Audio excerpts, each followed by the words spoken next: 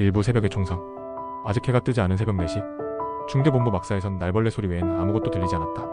그런데 갑자기 북쪽에서 지축을 울리는 굉음이 들려왔다. 처음엔 훈련인가 싶었다. 그러나 몇 초 후 땅이 떨리고 하늘이 붉게 물들자 나는 알아차릴 수밖에 없었다. 전쟁이다. 통신병이 무전기로 상황을 확인하려 했지만 이미 중대 위로 포탄이 떨어지고 있었다. 전방소대는 교전 중이라는 소식이 들어왔고 우리에게 주어진 명령은 서울 방어선 유지.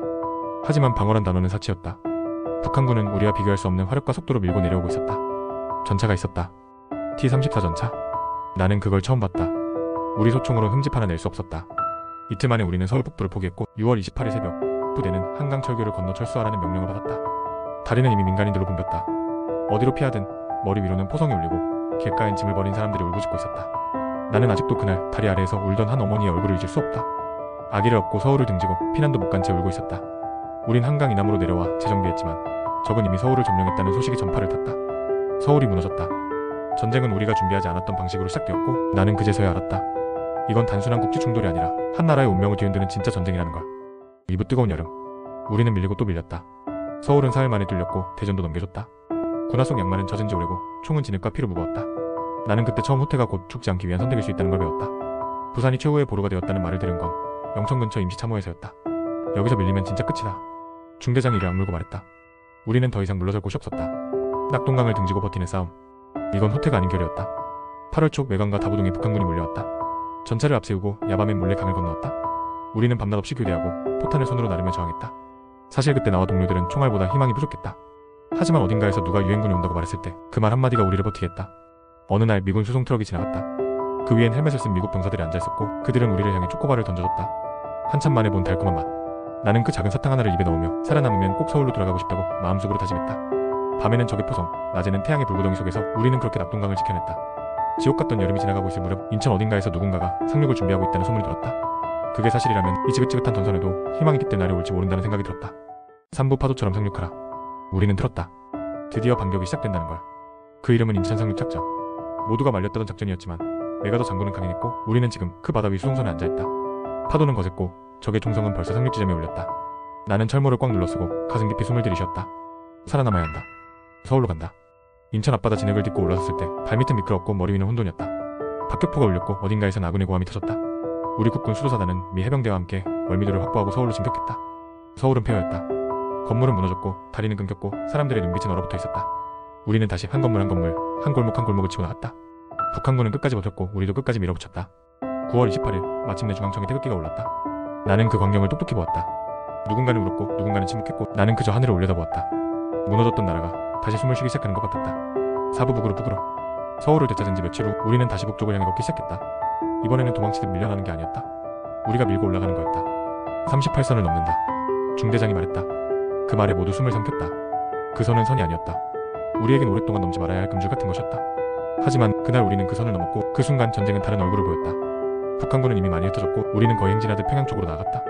평양 시내에 들어서기 전 간헐적인 저항이 있었지만 그마저도 오래가지 못했다. 10월 19일 평양을 점령했다. 적의 수도였다. 하늘엔 연기가 남아있었고 거리엔 아무도 없었다. 평양 시내를 지날 때 나는 무너진 붉은 깃발자락이 나웃기는 걸 봤다. 그리고 생각했다. 이 전쟁이 정말 끝날 수도 있겠다고. 하지만 곧 우리는 이상한 소문을 들었다. 압록강 건너편 산속 어딘가에서 수십만의 병력이 모이고 있다는 말. 중공군. 그 말이 처음 들렸을 땐 다들 믿지 않았다. 하지만 나중엔 알게 됐다. 진짜 지옥은 아직 오지 않았다는 걸. 오브 그림자 속에서. 그 겨울은 유난히도 매서웠다. 밤이면 총보다 추위가 먼저 사람을 죽였다. 나는 압록강을 내려다보는 고지에서 망을 보며 속으로 생각했다.